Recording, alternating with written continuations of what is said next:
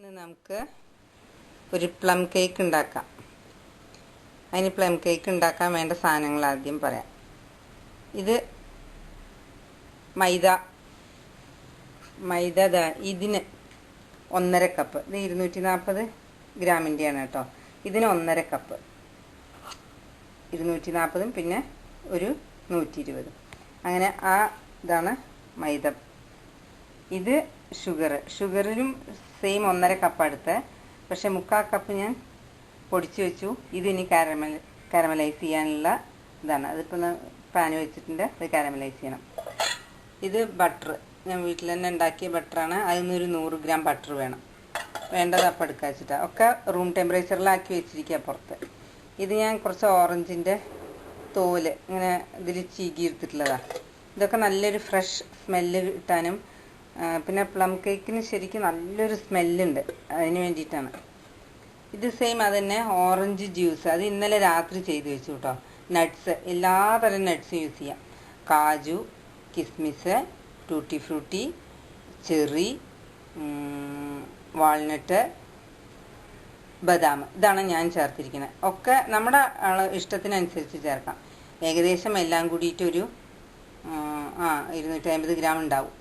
അങ്ങനെയാണ് ഞാൻ അത്. എന്നിട്ട് ഒരു 3 ഓറഞ്ചിൻ്റെ ജ്യൂസിൽ സോക്ക് ചെയ്ത് വെച്ച്, അത് ഇന്നലെ ചെയ്ത് വെച്ച്, ഇത് ഇന്നലെ ഫ്രിഡ്ജിൽ വെച്ചു. ഇന്നിപ്പോൾ കാലത്ത് പുറത്തേക്ക് എടുത്ത് വെച്ചു. ഇനി ഇതിനൊക്കെ വേണ്ട മസാലകൾ, അതായത് മസാല മീൻസ് നമ്മൾ ഇതിന് കറി വയ്ക്കുന്ന മസാലകളല്ല, ഇത് ഈ പ്ലം കേക്ക് നന്നായി വരാൻ വേണ്ടിയിട്ടുള്ള വേറെ കാര്യങ്ങൾ. ഇത് സൺഫ്ലവർ ഓയിൽ. ഇതിന്ന് ഒരു 1/4 ഗ്ലാസ്, അതായത് ഇപ്പം ഇത് 240 ഗ്രാമിൻ്റെ അല്ലേ, നമുക്കൊരു 100 ml ആ എണ്ണയും വേണം, 100 ഗ്രാം ആ ബട്ടറും വേണം. പിന്നെ ഇത് ഉപ്പ്, 1/4 ടീസ്പൂൺ ഉപ്പ്.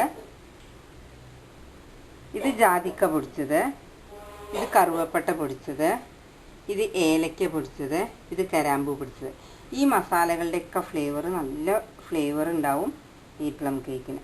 അതിൻ്റെ പുറമെ ഇപ്പം നമ്മൾ ഓറഞ്ച് പീൽ ചെയ്തിട്ടുണ്ട്. പിന്നെ ഇത് വാനില എസൻസ്. അതേപോലെ ഇതിന് വേണ്ടത് 2 എഗ്ഗ്, ദെൻ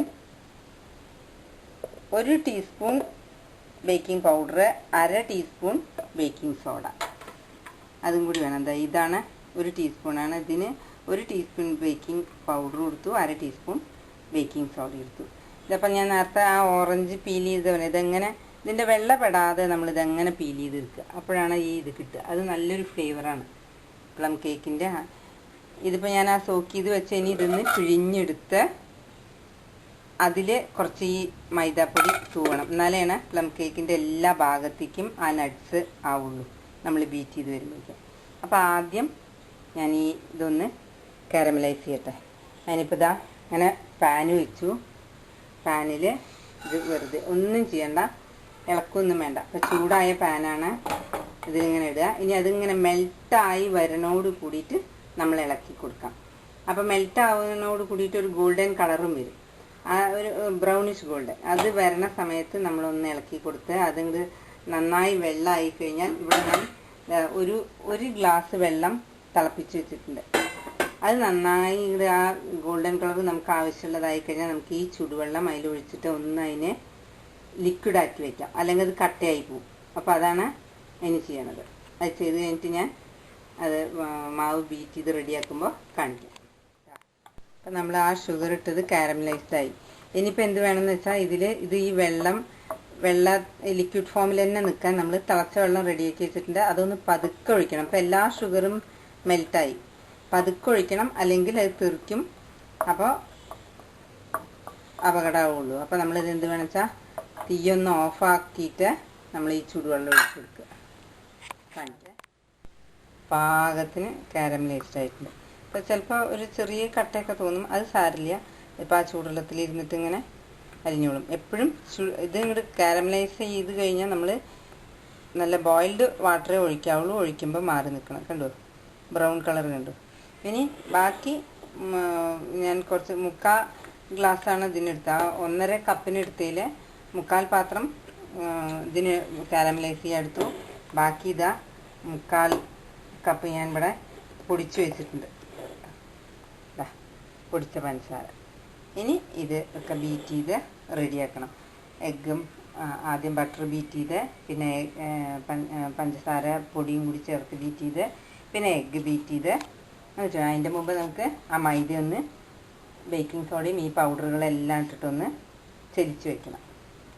ഓക്കെ, അത് ഞാൻ ആ എല്ലാ പൊടികളും കൂട്ടി 3 പ്രാവശ്യം ഈ ഇത് കൂടെ ഇടഞ്ഞു വെച്ചു. ഒരു പ്രാവശ്യം കൂടെ, പിന്നൊന്നാം കൂടെ, പിന്നൊന്നും കൂടെ, അങ്ങനെ 3 പ്രാവശ്യം ഇടഞ്ഞു വെച്ചു. ഇപ്പോൾ എല്ലാ പൊടികളും ആ മൈദയും ഒക്കെ സെറ്റായി. ഇത് അവിടെ ഇരിക്കട്ടെ. ഇനി നമുക്ക് വെറ്റ് ഇൻഗ്രീഡിയൻസ് റെഡിയാക്കണം. അതിനാദ്യം ബട്ടർ ഇതിന്ന് 100 ഗ്രാം ബട്ടർ എടുത്തിട്ടൊന്ന്, ഇതിപ്പോൾ റൂം ടെമ്പറേച്ചറിലാണ്, 100 ഗ്രാം ബട്ടർ എടുത്തിട്ടൊന്ന് അതിനെ ബീറ്റ് ചെയ്യാം.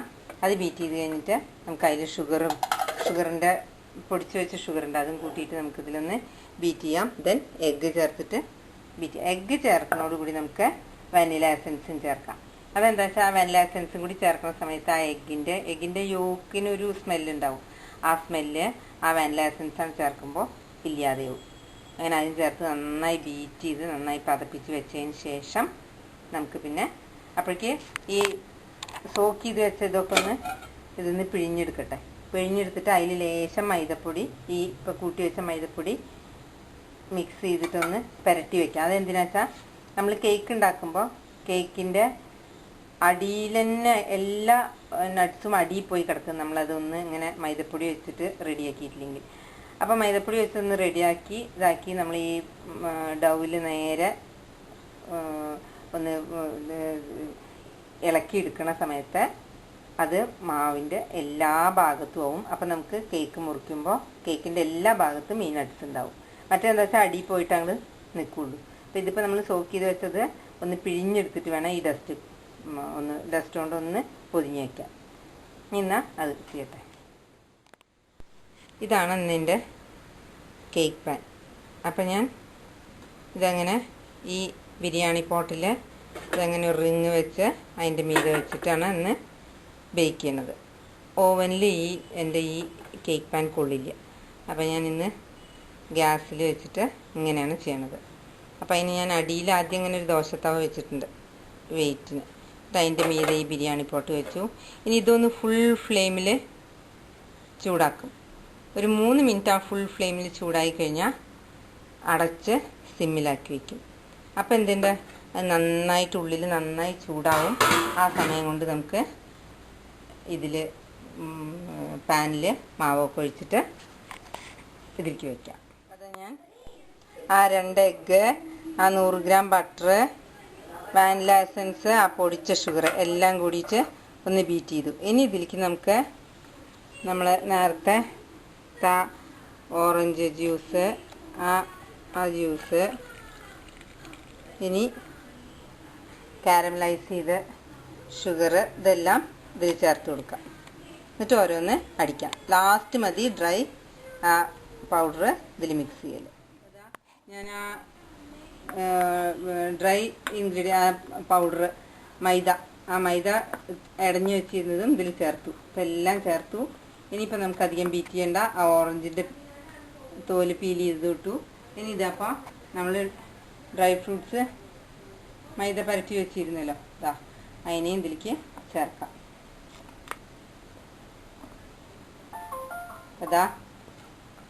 എല്ലാം അതിൽ ചേർത്തു. ഇനി നന്നായി ആ തവി കൊണ്ടൊന്ന് നന്നായി ഇളക്കാം. എന്നിട്ട് നമുക്ക് അങ്ങനെ ഞാൻ ആ കേക്ക് ടിന്ന് ഓയിലൊക്കെ പരത്തി മൈദ തൂവി വെച്ചിട്ടുണ്ട്. ഇതിൽ ബേക്ക് ചെയ്യാൻ വയ്ക്കാം.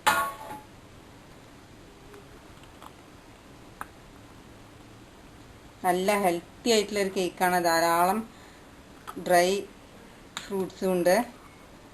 ദെൻ എല്ലാ മസാലകൾ, അതായത് ജാതിക്ക, ദെൻ അണ്ടിപ്പരിപ്പ്, മുന്തിരിങ്ങ, ടൂട്ടി ഫ്രൂട്ടി, കരാമ്പൂ, ഏലക്ക,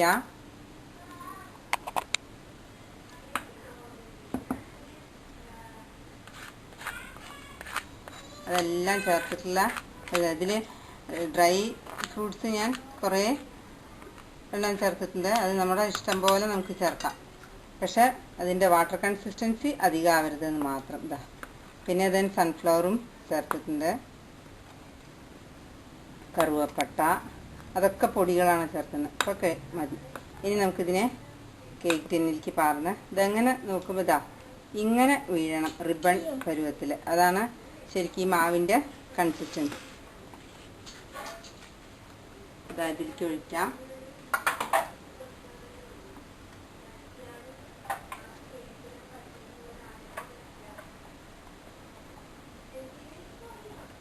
ഹാഫേ ഉണ്ടാവുള്ളൂ, ഫുള്ള് ഉണ്ടാവരുത്.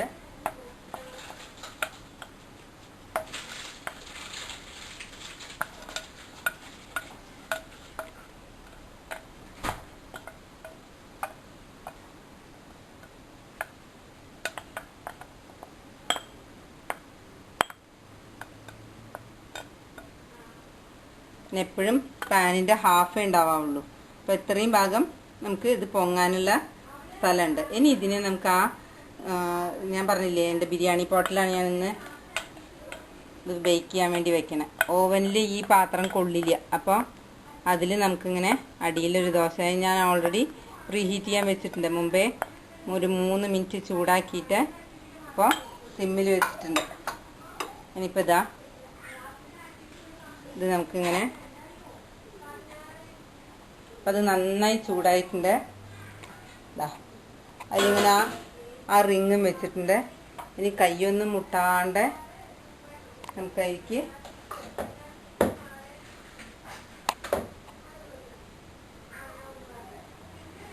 കൈ മുട്ടരുത്, നല്ല ചൂടുള്ള പാത്രമാണ്. ഇനി ഇതിനൊരു ലോ ഫ്ലെയിമിലാണ് ഒരു 50 മിനിറ്റ്. അപ്പോഴേക്കും നമുക്ക് മണം വരും. അപ്പം നമുക്കറിയാം. അടച്ചു വെച്ച് ഇനി ആയിട്ട് കാണിക്കാം. അപ്പം അതാ നന്നായി ആയിട്ടുണ്ട്. ഇതിർത്ത് വെച്ച് ഒന്ന് തണുത്തതിന് ശേഷം നമുക്കതിന്ന് എടുക്കാം. അപ്പം നമ്മൾ ആ പാത്രത്തിൽ നിന്ന് അത് തണുത്തു, അതിലേക്ക് സർവിങ് ഡിഷിലേക്ക് മാറ്റി. ഇനി ഇതിനെ കട്ട് ചെയ്യാം. അപ്പം ഇതാണ് നമ്മുടെ ന്യൂ ഇയർ ആയിട്ടുള്ള പ്ലം കേക്ക്.